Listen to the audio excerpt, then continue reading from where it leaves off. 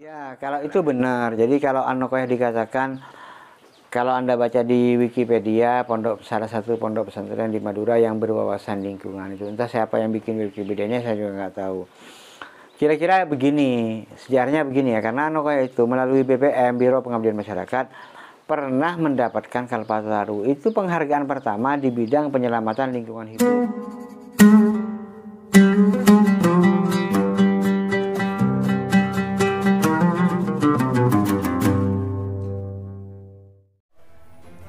Pondok Pesantren An-Nuqoyah Guluk-Guluk merupakan pesantren tertua di Kabupaten Sumeneb. Hingga saat ini, pesantren yang dirintis oleh Al-Maghfurlah Kiai Haji Muhammad Syarqawi tetap konsisten mempertahankan sistem salafi dan menempatkannya sebagai agen perubahan melalui sistem pendidikan sampai tanggung jawab soal terhadap masyarakat, terutama di ranah lingkungan hidup. Salah satu bukti keterlibatan dan peran An-Nuqoyah pada lingkungan hidup adalah pada tahun 1981, pesantren An-Nuqoyah mendapat penghargaan Kalpataru dari pemerintah karena berkat usaha dan kegigihannya menanamkan kesadaran pada masyarakat tentang pentingnya menjaga lingkungan hidup dan mencegah sejak dini eksploitasi alam yang berlebihan. Berangkat dari permasalahan ini, terproklamirkan atau dideklarasikannya sebuah organisasi pemulung sampah gaul atau disingkat dengan PSG di SMA 3 An-Nuqoyah Guluk-Guluk daerah Sabajarin. Ini menunjukkan pada khalayak bahwa sampai saat ini An-Nuqoyah masih eksis dan memperhatikan lingkungan hidup dan mencegah kerusakan alam.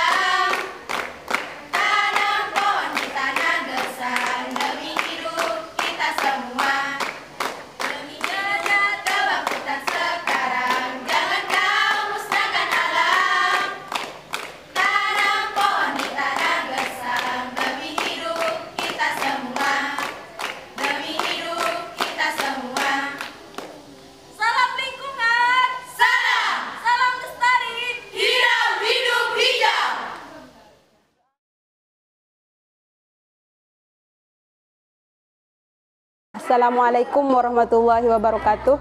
Allahumma shalli ala sayyidina Muhammad wa ala ali sayyidina Muhammad, amma ba'd. Perkenalkan, nama saya Ummul Karimah dan saat ini profesi saya sebagai guru di SMA 3 An-Nuqoyah dan juga sekaligus perintis pemulung sampah gaul atau yang disingkat dengan PSG pada tahun 2008 dari kalangan siswa.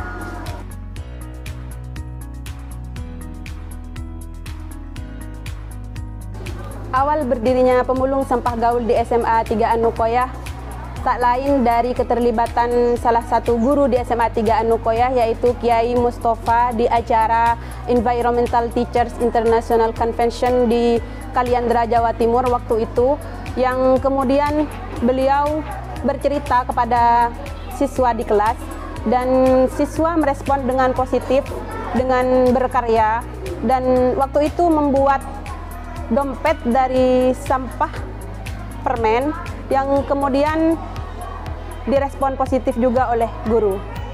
Kreativitas siswa yang dulu dibuat oleh Muawwanah, salah satu siswa di kelas 12 EPS tadi, kemudian juga direspon positif oleh Ibu Mus'idah Amin, dan beliau berinisiatif untuk mengadakan aksi memulung pada Hari Bumi 22 April 2008 di beberapa tempat pembuangan akhir di An-Nuqoyah.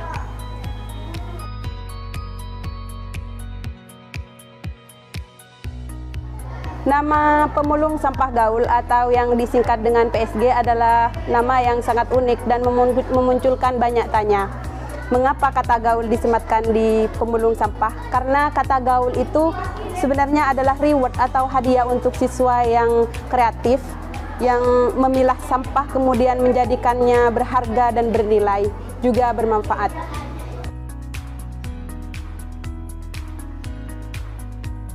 Tokoh-tokoh penting yang berperan di awal berdirinya komunitas pemulung sampah gaul, yang pertama adalah Kiai Muhammad Mustafa, yang kedua Kiai Muhammad Afan, yang ketiga Kiai Muhammad Faizi, dan yang keempat Ibu Musidah Amin.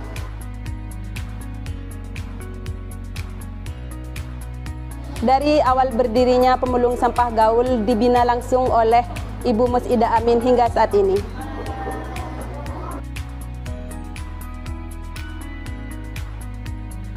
Setiap perjalanan memang tidak selamanya mulus, dan di awal-awal berdirinya PSG itu yang pertama yang kami hadapi itu adalah pemulung sampah yang asli di TPA.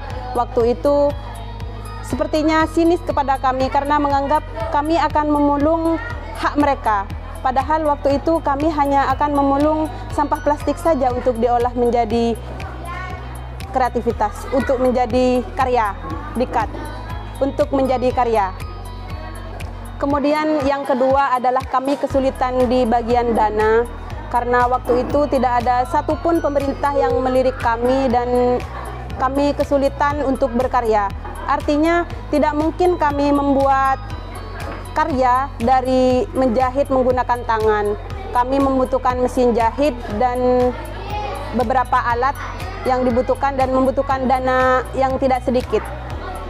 Kemudian selanjutnya adalah kami juga ada beberapa pihak yang mencibir kami sebagai pemulung. Kemudian juga untuk mengatur waktu dari kegiatan memulung, kegiatan membuat karya dengan kegiatan rutin diniyah.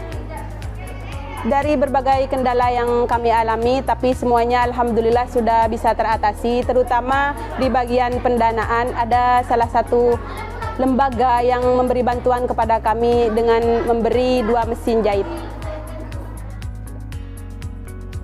Assalamualaikum warahmatullahi wabarakatuh. Perkenalkan, nama saya Musidah Amin. Saya Wakasiswaan di SMA 3 An-Nukoyah sekaligus pembina pemulung sampah gaul SMA 3 An-Nukoyah.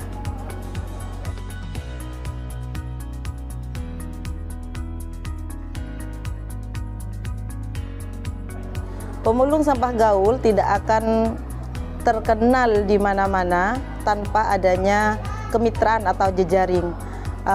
Dari dulu sampai saat ini, alhamdulillah pemulung sampah gaul sudah bermitra dengan komunitas-komunitas lingkungan, baik itu tingkat lokal, nasional, dan internasional. Kalau di tingkat nasional, pemulung sampah gaul sering bekerja sama dengan Green Art Surabaya, Laskar Hijau Lumajang, Laskar Hijau Sumeneb, dan untuk tingkat internasional dengan 18 negara.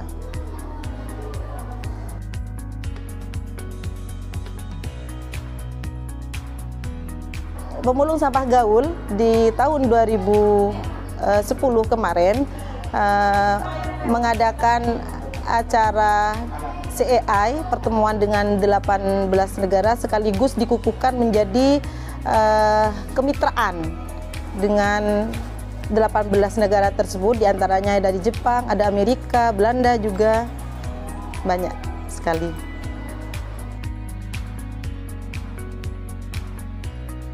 Sebenarnya di tahun 2008 pemulung sampah gaul juga mengikuti kegiatan lomba tingkat nasional yang dilaksanakan oleh British Council Jakarta. Dari kegiatan tersebut kemudian diresmikan pemulung sampah gaul. Di acara penutupan lomba tersebut diresmikan atau launching pemulung sampah gaul, yang kemudian pemulung sampah gaul itu dibagi menjadi 3 tim. Ada tim konservasi pangan lokal, tim pemanfaatan sampah plastik, dan tim pemanfaatan limbah pertanian.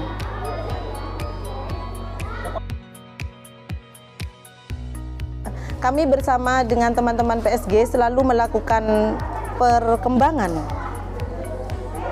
dengan cara mengikuti kegiatan-kegiatan dan menghadiri undangan yang sifatnya lingkungan. seperti seminar, pelatihan tentang lingkungan, kemudian juga melakukan studi banding ke komunitas-komunitas lingkungan yang ada di Jawa Timur.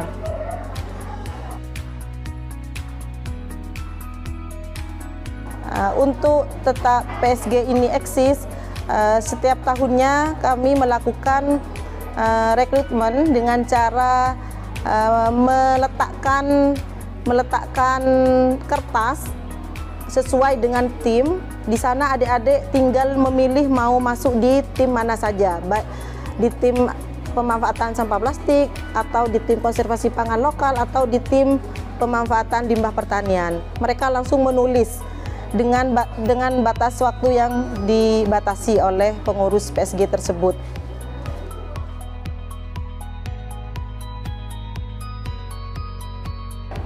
Batas dari rekrutmen yang dilakukan oleh pengurus pemulung sampah gaul itu kurang lebih 1 minggu.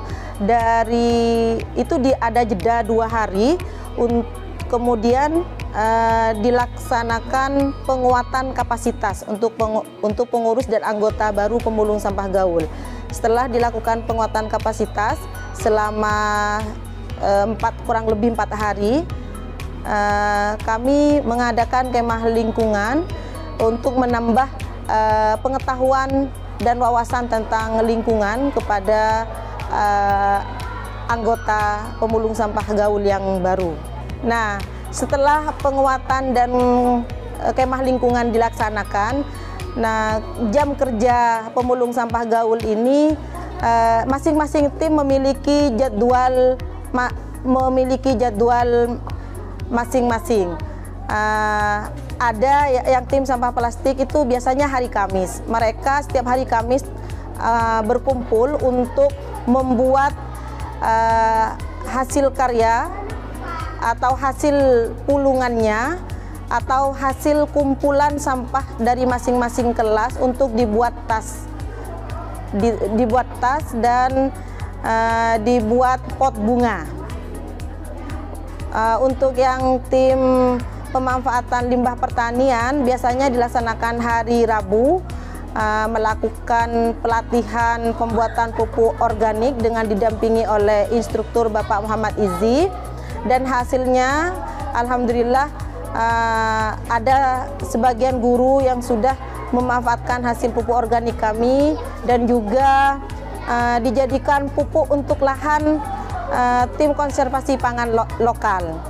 Nah, untuk tim konservasi pangan lokal ini jadwalnya biasanya hari Jumat, karena ini langsung praktik di lahan yang sudah dimiliki, yaitu menanam singkong, ketela rambat, kemudian talas, toga. Nah, itu perawatannya dilakukan setiap minggu, sekaligus pemupukannya, di mana pupuknya itu kami kerjasama dengan tim pemanfaatan limbah pertanian yang ada di Pemulung Sampah Gaul SMA 3 Anokoya.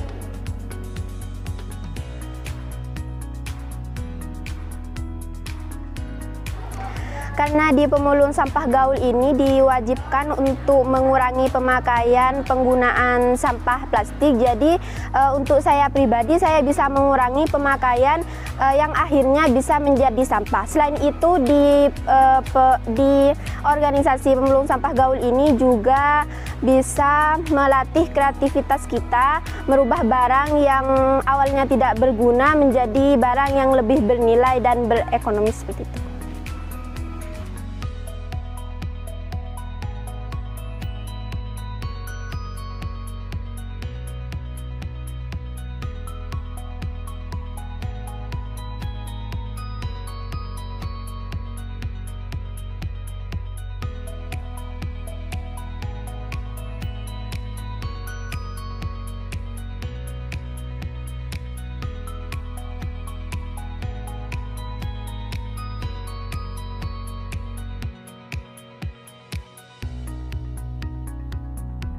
Sebetulnya saya tidak pernah menyatakan, menahbiskan diri, mengumumkan, atau mengkampanyekan, atau mempopulerkan, atau apapun lah bentuknya untuk penyebutan pesantren hijau itu.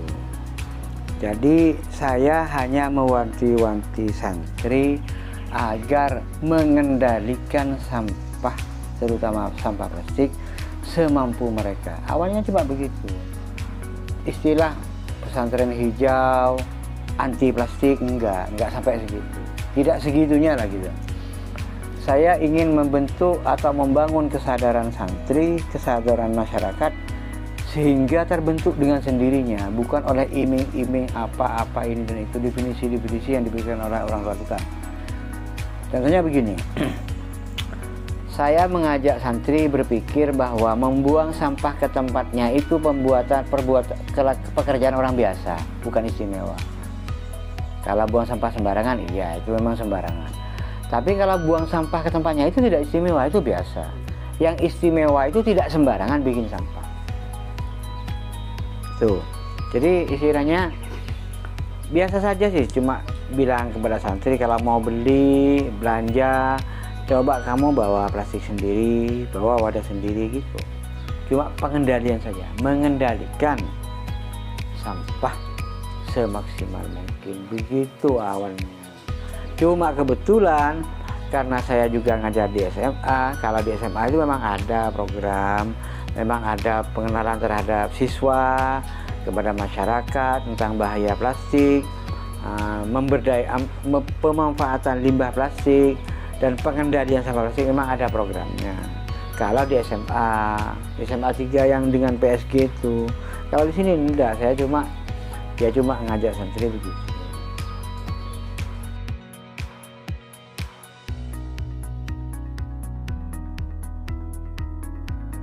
Iya, kalau itu benar. Jadi kalau An-Nuqoyah dikatakan, kalau Anda baca di Wikipedia, salah satu pondok pesantren di Madura yang berwawasan lingkungan itu, entah siapa yang bikin Wikipedianya saya juga nggak tahu. Kira-kira begini, sejarahnya begini ya, karena An-Nuqoyah itu melalui BPM, Biro Pengabdian Masyarakat, pernah mendapatkan Kalpataru. Itu penghargaan pertama di bidang penyelamatan lingkungan hidup. Kalpataru ini penghargaan tertinggi di bidang penyelamatan lingkungan hidup, dan jatuhnya ke pondok pesantren tahun 81 kalau nggak keliru. Itu zamannya Kiai Abdul Basit Abdullah Sajjad, Kiai Sabit Khozin, dan Bapak Kiai Syafi'i Ansori tahun segitu. Kemudian berkembang, mulailah kita menghadapi masalah-masalah yang berbeda. Dulu mungkin masalah plastik tidak semasif sekarang, karena dulu memang nggak pernah pembicaraan masalah enggak, hanya penyelamatan lingkungan, penghijauan, reboisasi, begitu yang dilakukan oleh BPM di zaman dulu. Penyediaan MCK, pemberdayaan masyarakat di sektor ekonomi dan segala macam. Begitu. Nah, belakangan masalah kita bertambah, bukan hanya sekedar masalah penghijauan, tapi masalahnya rumit, menjadi ada pembongkaran batu kars, penghancuran bukit kapur. Itu masalah-masalah serius yang berhubungan langsung dengan lingkungan. Yang lokal sendiri masalahnya adalah sampah. Kita itu tahun Pondok Pesantren An-Nuqoyah 2018 kalau nggak salah, ngurus sampah pindah dari TPA Gunung di sini ke TPA Batuan, itu biaya angkutnya saja hampir 70 juta. Itu biaya angkut. Dan ketika dipindah ke Batuan tetap menjadi sampah, bedanya cuma tidak kelihatan. Makanya saya bilang kepada anak-anak, buang sampah ke tempatnya itu tidak istimewa, biasa saja. Yang istimewa itu tidak sembarangan bikin sampah. Soalnya ketika kita membuang sampah ke tempatnya hanya tidak kelihatan oleh mata kita, tapi di tempat sampah tetap jadi sampah. Dipindah ke gunung tetap jadi sampah. Dipindah ke Batuan tetap jadi sampah. Apalagi plastik. Plastik itu katanya sih bisa 100 tahun. Saya bahkan secara metaforis, secara hiperbolis bilang sama santri, kalau kalian itu pakai styrofoam, kalau gelas plastik itu 100 tahun, styrofoam itu kelakuni kiamat, saya hancur, saya bilang begitu. Dari saking tekun. Jadi gitu awalnya. Jadi karena saya memang males ya, saya abersena, saya itu tak resek orangnya. Saya abersena ya sudah, saya jaga sendiri. Jadi dengan demikian ketika saya ngomong sama santri, nggak apa-apa lah karena saya sudah melakukannya. Khawatirnya cuma ngomong saja tapi tidak dilakukan. Begitu awalnya.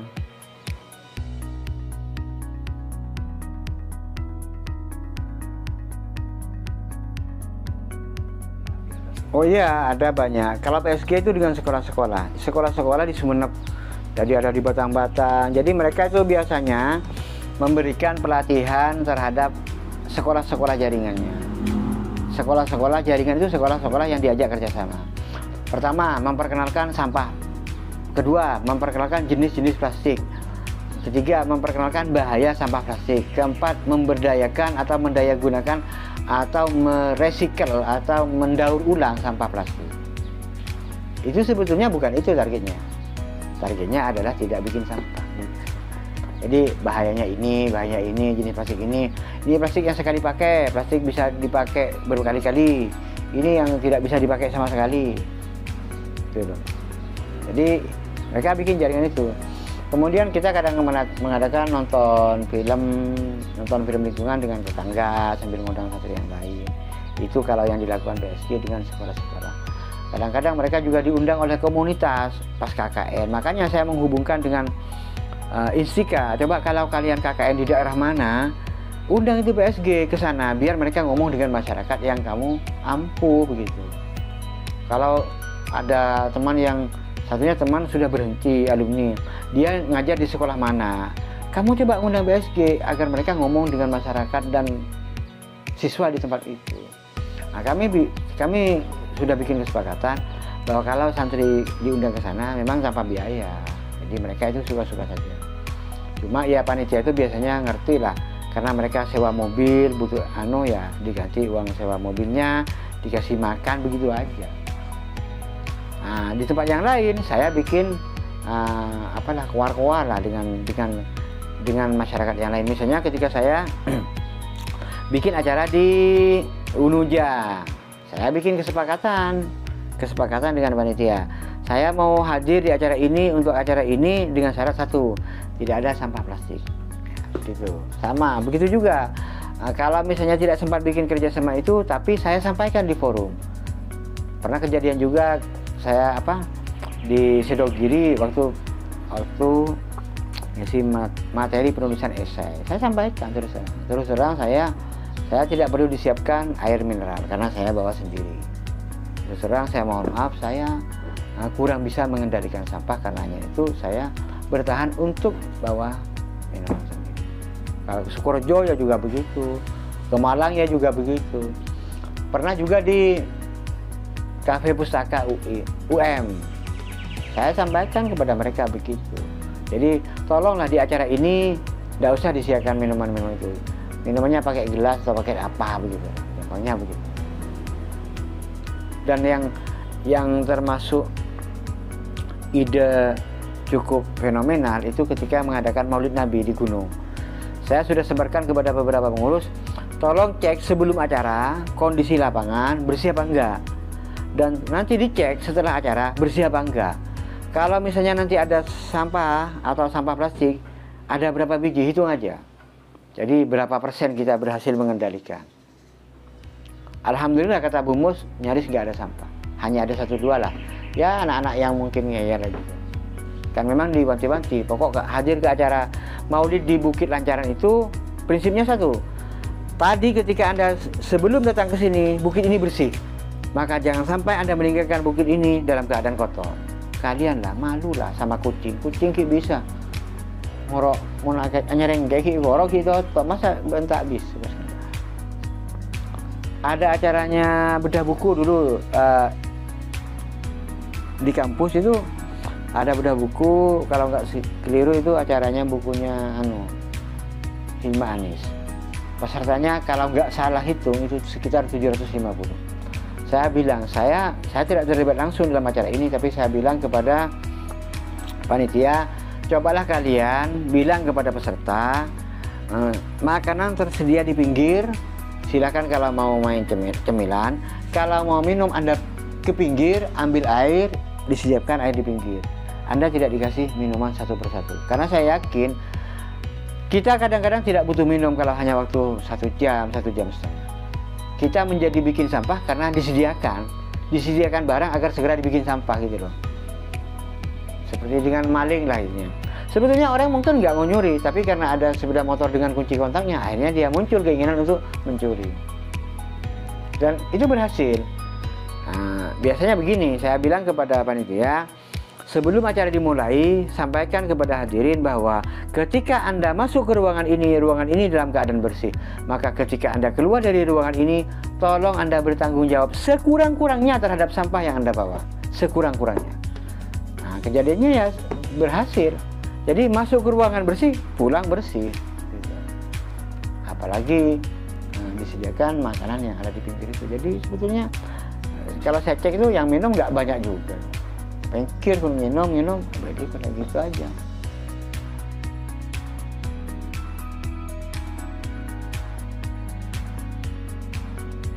Ya enggak lah, itu memang dari dulu. Jaringannya BPM kan memang dari dulu kemana-mana itu. Cuma ya memang terakhir ketika diasosiasikan dengan sampah plastik ya PSG gitu. Karena mereka yang masif selama 10 tahun ke sekolah-sekolah kemana-mana. Kalau saya kan cuma orang per orang. Kalau PSG kan memang kemana-mana. Mereka misalnya pernah ikut sayembara dengan British Council, kerjasama dengan Walhi begitu. Jadi bisa saja dari jaringan-jaringan itu ada misalnya kayak peneliti dari luar ingin meneliti, ingin wawancara, boleh jadi dari situ. Kalau saya cuma begitu orang per orang di forum. Saya ini tak bisa, bukan pekerja lapangan, cuma tukang kompor saja. Ayo.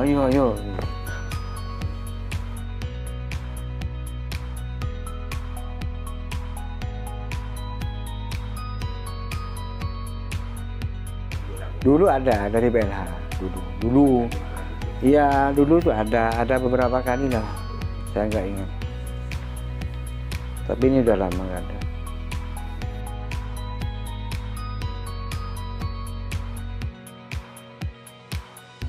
Mesin jahit bukan dari pemerintah, bukan. Mesin jahit dulu pernah mesin jahit buat menjahit sampah menjadi kerajinan. Ada. Itu bantuan dari entah siapa, nggak ingat saya. Tak ingat apa iya apa enggak, tapi kayaknya enggak. Tempat sampah, nah itu dari BLH. Kalau yang kuning itu bukan BLH, dari Kelebun itu. Ada lah yang gitu-gitu ada, tapi kami memang nggak ngajukan kok. Kita kan nggak mengumpulkan tempat sampah. Kalau mengumpulkan banyak tempat sampah berarti menyediakan sampah yang banyak. Makanya kalau di SMA tadi sana itu tempat sampahnya memang cuma ada 2 kalau nggak salah. Saya nggak tahu, bukan saya yang ngurus. Tapi saya tanya sama guru di SMA, memang cuma ada 2 tempat sampah di sana. Ya itu, kenapa tempat sampahnya sedikit? Agar tidak merangsang orang bikin sampah. Jadi pada prinsipnya sebetulnya masalah ini lebih besar pada masalah konsep sebenarnya, visi ya, konsep. Jadi kan, ya itu kayak karena kita sudah biasa beli barang dan SOP-nya kalau beli barang di toko itu harus dikasih plastik, ya sudah terjadi itu. Padahal usia plastiknya hanya 30 detik. Kenapa ke 30 detik? Bayar, keluar dari kasir, buka pintu, ambil barangnya, langsung masuk tempat sampah. 30 detik, nggak sampai 1 menit. Usia sampah plastik yang dibungkus, yang digunakan untuk bungkus barang sekecil korek, pulpen dan segala macam itu tidak sampai 1 menit, 30 detik. Dari kasir, ambil barang, keluar ke pintu, buka pintu, masuk tempat sampah. Kenapa itu terjadi? Mindset. Jelas itu. Ya sekarang aja toko-toko itu Pak dibungkus, oh iya nggak perlu. Kalau dari sini sudah dari dulu, sudah dari tahun 2008 kami bawa plastik sendiri kalau ke toko cat. Sudah dari dulu. Jadi kebijakan-kebijakan yang kayak di Bali itu sejak 2019. Swalayan tidak boleh menyediakan apa? Nah, 2019 kayaknya. Kalau di sini memang nggak ada kebijakan, tapi kami sudah membiasakan diri sejak tahun 2008.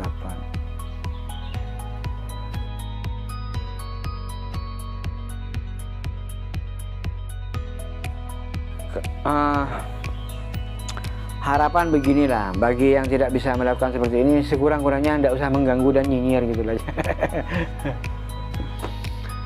Soalnya ini berhubungan dengan masa depan, bukan cuma kita, tapi masa depan anak kita, bahkan cucu kita. Sebab kita ini kan cuma numpang. Hidup ini bukan milik kita, bumi ini bukan milik kita, kita cuma ngekos di bumi ini, numpang. Itu harapan saya. Lebih-lebih kepada para pemangku kebijakan, kepada tokoh. Karena kalau tokoh yang ngomong, pemangku kebijakan yang ngomong, terutama tokoh-tokoh informal, yai, kelebun, itu banyak sini, boleh kiai. Kiai, ada bu. Nggak usah ada bu lah, kasih contoh lah. Maka santrinya akan ikut. Karena apa? Kalau pesantren kan kefiguran, melihat figurnya. Kayaknya begini-begini, kayaknya nulis puisi sama santrinya kan gitu kan. Kayaknya bawa atas selempang kelima-lima, ya betas, kan gitu-gitu lah. Kayak nanti ngaku BHS, ada orang-orang tak ngaku BHS.